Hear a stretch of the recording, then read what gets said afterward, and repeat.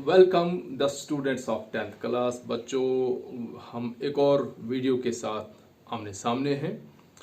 बच्चों, आज section formula के लास्ट 2 क्वेश्चन है हमारे सामने और फिर से एक बार हमने सेक्शन फार्मूला यूज़ करना है, लेकिन अभी तक आपने कई बार सेक्शन फार्मूला यूज़ किया। मुझे उम्मीद है कि आप सेक्शन फार्मूले को अच्छे से यूज़ करना सीख गए होंगे। अब आपको सेक्शन फार्मूले पर कोई भी क्वेश्चन हो आप आसानी से कर पाएंगे। अब देखिए बच्चों, एक और क्वेश्चन आ रहा है। मैं क्वेश्चन पढ़ता हूं और आप थोड़ा सा सोच लेंगे कि ये क्वेश्चन जो है वो कैसे ने और किस क्वेश्चन से मिलता जुलता है। देखिए बच्चों, बोर्ड की तरफ, find the coordinates of the points which divide the line sigma joining a -2, 2 and b 2, 8 in 4 equal parts। बच्चों, 4 इक्वल पार्ट्स, यानी हमारे पास एक लाइन सेगमेंट है ए बी जिसका एक एंड पॉइंट ए है और उसके कोऑर्डिनेट -2, 2 है। उसका दूसरा एंड पॉइंट बी है जिसके कोऑर्डिनेट्स 2, 8 है। इस पर 3 पॉइंट और हैं और ये 3 पॉइंट क्या कर रहे हैं, इस ए बी को 4 इक्वल पार्ट्स में डिवाइड कर रहे हैं। ठीक है बच्चों, इससे पहले हमने क्वेश्चन नंबर 2 किया था इसी एक्सरसाइज का, कि जब हमने coordinates of the points of trisection किए थे।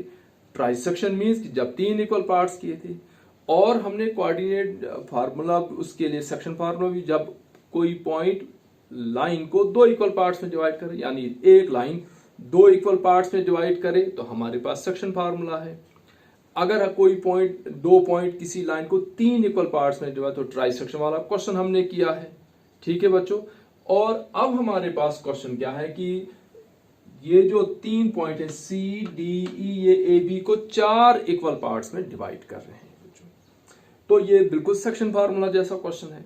सेक्शन फार्मूला में हमारे पास जो पॉइंट्स थे उसके कोऑर्डिनेट्स भी नहीं दिए थे और रेशो भी नहीं दी थी। यहां भी वैसा ही है कि अगर हम बच्चों देखें कि हमारे पास यहां निकालने के लिए क्या चैलेंजेस हैं। नंबर 1 कि C के कोऑर्डिनेट्स हम लेट करेंगे और C ए बी को किस रेशो में डिवाइड कर रहा है वो हम ढूंढेंगे। हो गया एक। तो जो ही हमें पता चलेगा कि C ए बी को किस रेशो में डिवाइड कर रहा है, सेक्शन फार्मूला से C के कोऑर्डिनेट निकलेंगे। फिर आएंगे हम बच्चों D पर। D इसका मिड पॉइंट है। मिड पॉइंट मीन्स कि ये ए बी को 1:1 की रेशो में डिवाइड कर रहा है, निकलेंगे D के कोऑर्डिनेट्स। फिर आएंगे बच्चों हम E पर, तो देखेंगे E किस रेशो में डिवाइड कर रहा है ए बी को और निकलेंगे E के कोऑर्डिनेट्स। बच्चों, जैसे सेक्शन फार्मूला था, ये ट्राइसेक्शन वाला क्वेश्चन था, एग्जैक्टली वैसे वहां 3 इक्वल पार्ट्स है और यहाँ 4 इक्वल पार्ट्स। तो बच्चों, सबसे पहले हम देखेंगे कि C के कोऑर्डिनेट्स हम कैसे निकालें। तो बच्चों, सेक्शन फार्मूला आपने पढ़ा है कि जब हमारे पास किसी पॉइंट्स के कोऑर्डिनेट निकालने हों तो हमें रेशो चाहिए। हम देखेंगे पहले कि C जो है ए बी को किस रेशो में डिवाइड कर रहा है। बच्चों, आप देख सकते हैं कि इस ए बी के 4 इक्वल पार्ट्स हैं। ए से C तक 1 पार्ट और C से B तक कितने पार्ट हैं बच्चों, 3 पार्ट। इसका मतलब C जो है वो ए बी को 1:3 की रेशो में डिवाइड कर रहा है। तो A से C तक यानी जो M1 है वो हमारा 1 होगा। ठीक है बच्चों, और C से लेकर B तक हमारे 3 पार्ट्स हैं। इसका मतलब C divides A B in the ratio of 1:3। जैसे हमने ट्राइसेक्शन वाला किया था कि यहाँ A से C तक 1 पार्ट था, C से B तक 2 पार्ट थे, तो C divides A B in the ratio 1:2, क्योंकि टोटल पार्ट्स 3 थे। A से C तक 1, C से B तक 2। यहाँ टोटल पार्ट्स 4 हैं। A से C तक 1 और C से B तक 3 पार्ट्स हैं।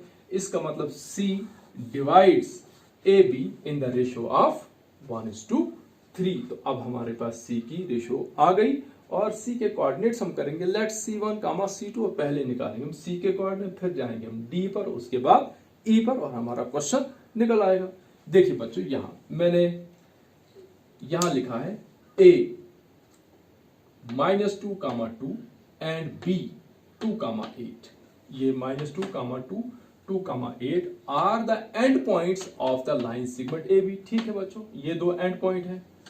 Points C, D and E divide A B in 4 equal parts. ये है बच्चों C, D एंड E जो ए बी को 4 इक्वल पार्ट्स में डिवाइड कर रहे हैं। Let coordinates of C are C1 comma C2, क्योंकि बच्चों अगर हम x y एक्स फिर हम कंफ्यूज हो जाएंगे, इसलिए हम क्या करेंगे कि C के कोऑर्डिनेट्स हम लेंगे C1 कामा C2। ये बच्चों इसका मतलब जब हम सेक्शन फार्मूला अप्लाई करेंगे तो सेक्शन फार्मूला में x की जगह C1 और y की जगह C2 जाएगा। अब देखिए बच्चों, C divides AB in the ratio 1:3, that is M1 equal to M1 is to M2 equal to 1:3। हो गया बच्चों वही क्वेश्चन। अब by section formula x equal to M1 x2 plus M2 x1 upon M1 plus M2 and y equal to M1 y2 plus M2 y1 upon M1 plus M2। डालिए बच्चों value. देखिए बच्चों यहाँ x और यहाँ x की जगह C1 ये लिखा मैंने C1। बच्चों M1 हमारे पास कितना है 1, ठीक है बच्चों। x2 देखो बच्चों पहली वैल्यू, ये पहली वैल्यू x की है, ये पहली वैल्यू x की, ये है x1 वो है x2। तो बच्चों 1 M1 वाला इंटू x2 ये वाला प्लस M2 3 इंटू x1 2 ये बच्चों -2, ठीक है, अपान M1 प्लस M2 1 प्लस 3। फिर बच्चों C2 M1 1 y2 ये यहां से 8 प्लस M2 3 और y1 बच्चों यहां 2 अपान 1 प्लस 3। तो बच्चों 1 इंटू 2 2 हुआ, 3 इंटू 2 -3 इंटू -2 -6 हुआ अपान 4, 3 प्लस 1। C2 बच्चों में 8 1 8, 3 2 6, 8 प्लस 6 अपान 4। C1 हमारे पास निकला बच्चों -4 अपान 4, इसका मतलब C1 इक्वल टू -1। C2 बच्चों 14 अपान 4, C2 इक्वल टू 7 अपान 2, यानी x की जगह -1 और y कोऑर्डिनेट इसका 7 upon 2। Therefore coordinates of C are -1 comma 7 upon 2 निकले बच्चों C के कोऑर्डिनेट्स। अब हम जाएंगे D पर। यहां लिखा मैंने फॉर कोऑर्डिनेट्स ऑफ D। बच्चों D आपको पता है, ये है बच्चों। अब C को मिटा देंगे हम, यहां आएंगे हम अब D पर। Let coordinates of D are D1 comma D2। ये अब हम आएंगे D पर। चलिए बच्चों, let coordinates of D are D1 comma D2। D is mid point of AB है ना बच्चों। D जो है वो AB को दो इक्वल पार्ट्स में डिवाइड कर रहा है, दो पार्ट से दो पार्ट, यानी रेशियो इक्वल हो गए 1:1। तो therefore D divides AB in the ratio of 1:1, that is M1 is to M2 equal to 1:1। जहां M1 वहां भी 1, जहां M2 वहां भी 1। अब बच्चों x equal to M1 x2 plus M2 x1 upon M1 plus M2 आ गया x कोऑर्डिनेट।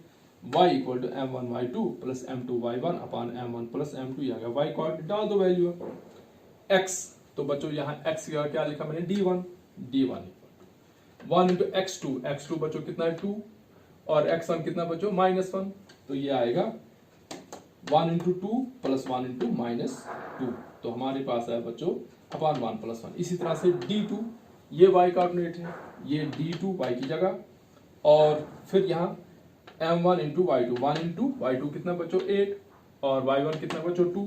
तो 1 इंटू 2 हमारे पास यहाँ आया बच्चों D1 इक्वल टू 2 - 2 अपॉन 2, ठीक है। D2 बच्चों 8 प्लस 2 अपॉन 2। अब मैं यहाँ आ जाता हूँ, 2 - 2 0 हुआ, D1 equal to 0 upon 2, that is D1 equal to 0, यानी D का x कोऑर्डिनेट 0 आया। D2 equal 10 upon 2, that is D2 equal to 5, यानी D का y कोऑर्डिनेट कितना है 5, यानी कोऑर्डिनेट्स ऑफ D आर 0,5। अब हम बच्चों जाते हैं E पर। ये मैं यहां मिटा देता हूं। अब E की बारी है। Let coordinate of E are क्या है बच्चों E1 कामा E2। अब बच्चों E ए बी को किस रेशियो में डिवाइड कर रहा है? तो देखिए बच्चों ए से ई तक कितने पार्ट्स हैं बच्चों 3 पार्ट्स। तो ये आएगा 3 और आगे बचा 1। तो यानी कौन सी रेशियो है 3:1 की रेशियो।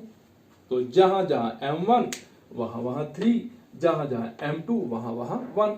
तो ये लिखा मैंने बच्चों for coordinates of E let coordinates of E are E1 comma E2। E divides AB in the ratio of 3:1, that is M1 is to M2 equal to 3:1। Bisection formula वही section formula, x equal to M1 x2 plus M2 x1 upon M1 plus M2, y equal to y1 M1 y2 plus M2 y1 upon M1 plus M2। डाल दो value बच्चों।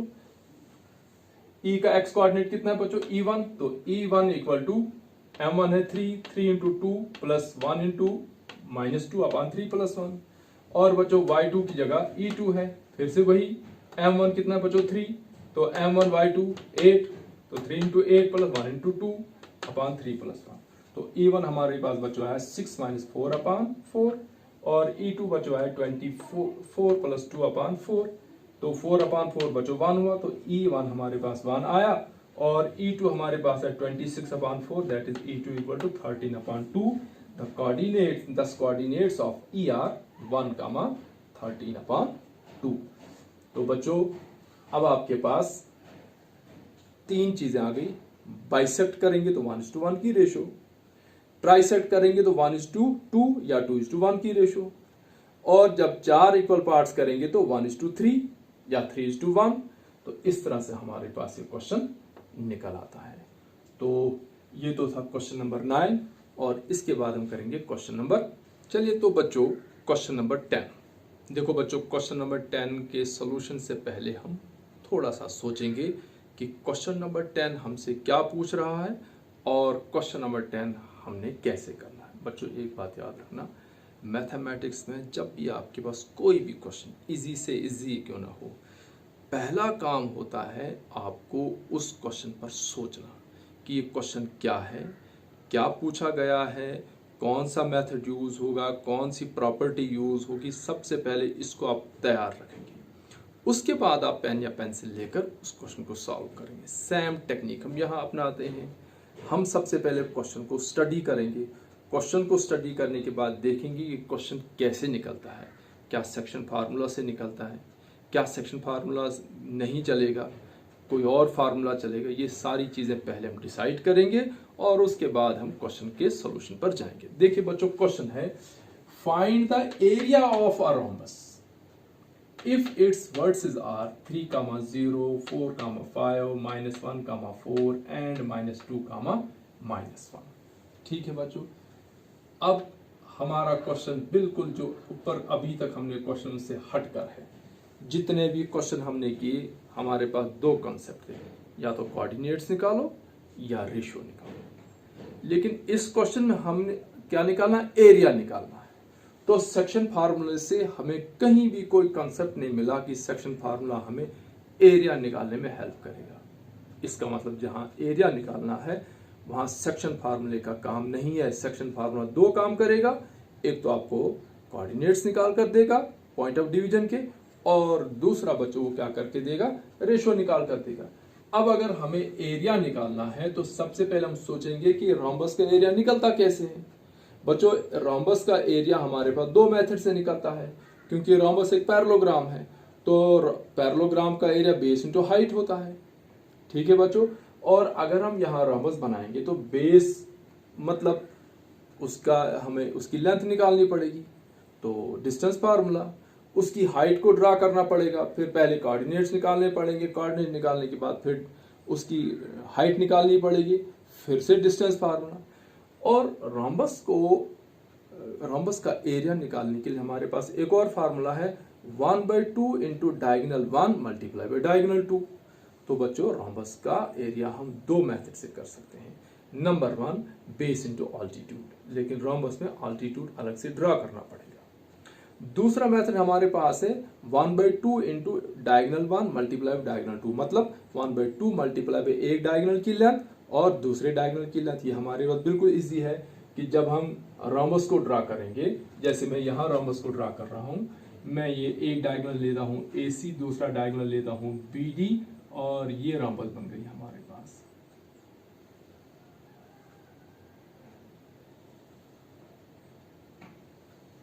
ये बच्चों rhombus है, ये A, B, C और D। हमारे पास 4 के 4 कोऑर्डिनेट दिए हैं। हम डिस्टेंस फार्मूला से AC की लेंथ निकालेंगे। ठीक है बच्चों, डिस्टेंस फार्मूला से BD की लेंथ निकालेंगे।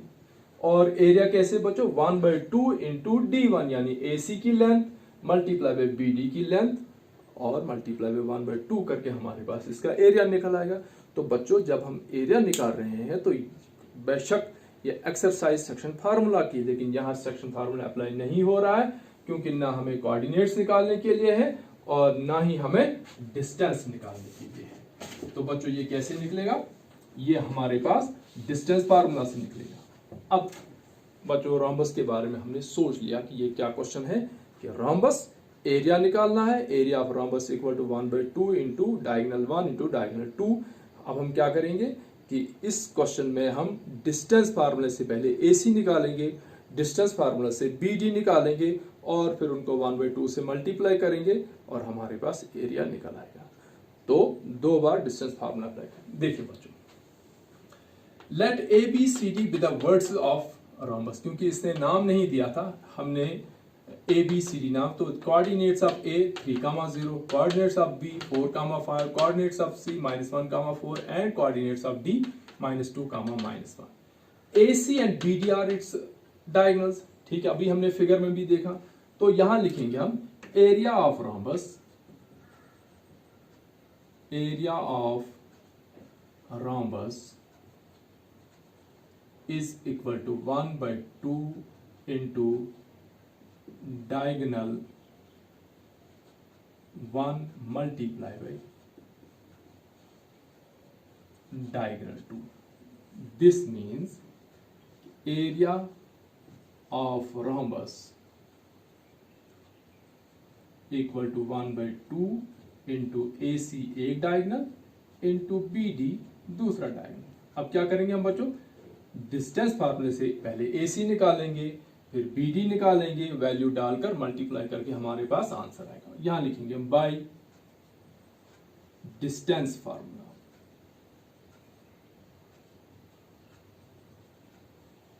तो पहले AC इक्वल टू, देखिए बच्चों ये A और ये C, तो X वाली वैल्यूज एक ब्रैकेट में और y वाली वैल्यूज दूसरा। हम पहले फार्मूला ही लिखेंगे, x2 माइनस x1 का whole square plus y2 minus y1 का होल स्क्वायर। डाल दो वैल्यू बच्चों। AC इक्वल टू पहली वैल्यू पहली ब्रैकेट में, यानी 4 माइनस 3 AC -1 -3 -1 -3 का whole square plus y2 4 minus 0 का होल स्क्वायर और पूरे को स्क्वायर रूट। बच्चों AC हमारे पास कितना है, AC इक्वल टू -4 का स्क्वायर प्लस 4 का स्क्वायर। तो बच्चों AC equal to 16 plus 16 gives us AC equal to under root of 32। बच्चों अंडर रूट ऑफ 32 आपको पता है कि ये 16 इंटू 2 हो जाता है, तो this means AC equal to 4 under root 2। बच्चों AC 4 अंडर रूट 2 कैसे आया, देखिए यहां मैं लिखता हूं कि हमारे पास अंडर रूट 32 था, इसके फैक्टर निकालेंगे हम। बच्चों इसके फैक्टर 8 इंटू 4 भी निकलता है, ठीक है बच्चों, और 16 इंटू 2 भी निकलता है। हम 16 इंटू 2 इसलिए निकालेंगे क्योंकि 16 जो है वो एक परफेक्ट स्क्वायर है। ये बच्चों अब ये स्क्वायर रूट दोनों का है, अंडर रूट 16 का भी है और अंडर रूट 2 का भी है। बच्चों अंडर रूट 16 किसके बराबर होता है, 4 के बराबर होता है, और यह बना 4 अंडर रूट 2, यानी under root 32 is equal to 4 under root 2। ये लिखा मैंने, under AC equal to 4 under root 2 आया हमारे पास एक डायगोनल। अब दूसरा diagonal,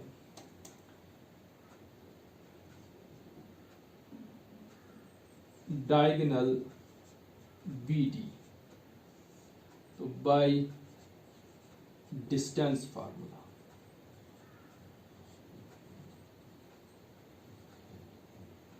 BD equal to square root, अब डाल दो बच्चों। अब हम लेंगे B और D, ये बच्चों B, ये बच्चों D। पहली वैल्यू पहले ब्रैकेट में, यानी -2 -4 का होल स्क्वायर एक ब्रैकेट में प्लस दूसरी वैल्यू -1 -5 दूसरी ब्रैकेट में, और दोनों का होल स्क्वायर। तो बच्चों BD इक्वल टू -6 का होल स्क्वायर और बच्चों प्लस यहां भी -6 का होल स्क्वायर पूरे का स्क्वायर रूट। तो बच्चों BD equal to under root of 36 plus 36। This gives us BD equal to under root 72. This means BD equal to 72 बच्चों 36 इंटू 2 होता है, यानी 6 अंडर रूट 2, क्योंकि बच्चों अंडर रूट 72 जो होता है वो 36 मल्टीप्लाई बाई 2 होगा। 36 परफेक्ट स्क्वायर है तो 36 का स्क्वायर रूट 6 अंडर रूट 2। ठीक है बच्चों, अब हमारे पास AC भी आया, BD अब हम ले लेंगे एरिया ऑफ रोम्बस। यहां लिखता हूं मैं, now area of rhombus equal to कितना है बच्चों, 1/2 इंटू AC इंटू BD।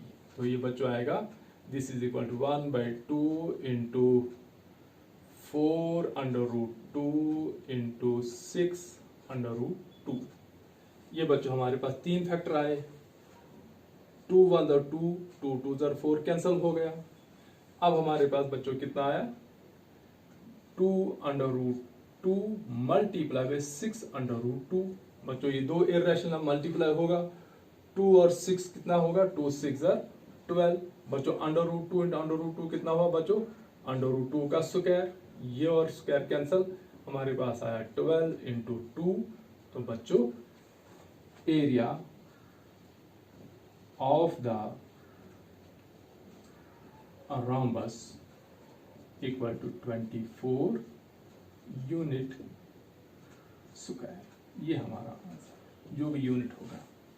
बच्चों कैसे किया मैंने, दोनों का डायगोनल AC और BD, क्योंकि area 1/2 into diagonal 2, by section by distance formula AC निकाला, बाई डिस्टेंस फार्मूला BD निकाला। बच्चों AC निकालते वक्त BD निकालते वक्त हमारे पास अंडर रूट 32 आया, जो एक मिक्स्ड सर्ड है, मिक्स्ड नंबर है, जिसमें 16 जो था वो एक परफेक्ट स्क्वायर था और 2 एक इरेशनल नंबर था। 16 का हमने लिखा 4 स्क्वायर रूट, तो AC equal to 4 under root 2। इसी तरह से हमारे पास जब 72 आया, अंडर रूट 72, इसको भी हमने देखा कि इसमें 36 एक परफेक्ट स्क्वायर है, तो उसका स्क्वायर रूट लिखा 6, वो स्क्वायर रूट के बाहर, और अंडर रूट 2।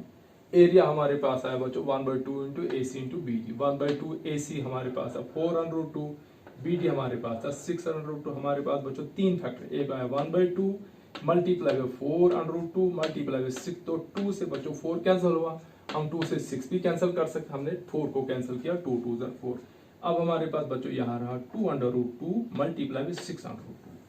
अब बच्चों मल्टीप्लाई है, 2 एक रैशनल फैक्टर है, 6 एक रैशनल फैक्टर है, इनको हमने अलग से मल्टीप्लाई किया, 2 6 12। Under root 2 multiply by under root 2 बच्चों, under root 2 multiply by under root 2 बच्चों, हम इसको अंडर रूट 2 का स्क्वायर भी लिख सकते हैं, और अगर हम चाहें तो इसको अंडर रूट 4 भी लिख सकते हैं। अंडर रूट 4 लिखें तब भी ये 2 आता है, और अंडर रूट 2 का स्क्वायर अगर लिखें हम, स्क्वायर और रूट कैंसिल, तब भी ये 2 आता है। तो बच्चों मैंने यहाँ लिखा अंडर रूट 2 का स्क्वायर, स्क्वायर और रूट कैंसिल, और हमारे पास जो एरिया आया 12 into 2 means area of the rhombus equal to 24 unit square. तो बच्चों ये थी आज की वीडियो, मुझे उम्मीद है कि आप इसको अच्छे से वॉच करेंगे, समझेंगे, और होमवर्क में अभी आपको दे रहा हूं, तो अब मैं आपको होमवर्क दे दूंगा। बच्चों ये आपका होमवर्क है। If the points P 6,1, Q 8,2, R 9,4 and SX, 6 are the vertices of a parallelogram, find the value of X। बच्चों ये जो सेक्शन फार्मूला वाली एक्सरसाइज 7.2 का क्वेश्चन नंबर 6, वो भी पैरेललोग्राम थी। इसी तरह से 4 पॉइंट से 4 के 4 पैरेललोग्राम के वर्ड्स थे। ठीक है बच्चों, वहां आपने x की वैल्यू निकालनी थी और y की वैल्यू निकालनी थी। यहाँ बच्चों मैंने आपको सिर्फ एक वैल्यू x की निकालने के लिए दी है। ये क्वेश्चन आप खुद करेंगे, तो आप वीडियो को अच्छे से दोबारा देखेंगे, क्वेश्चन नंबर 6 को अच्छे से स्टडी करो, सेम स्टेप्स यहाँ लेने हैं, और मुझे आप कमेंट बॉक्स में बताएंगे कि आप कि x की वैल्यू क्या निकली और आपसे क्वेश्चन निकला। Thanks for watching.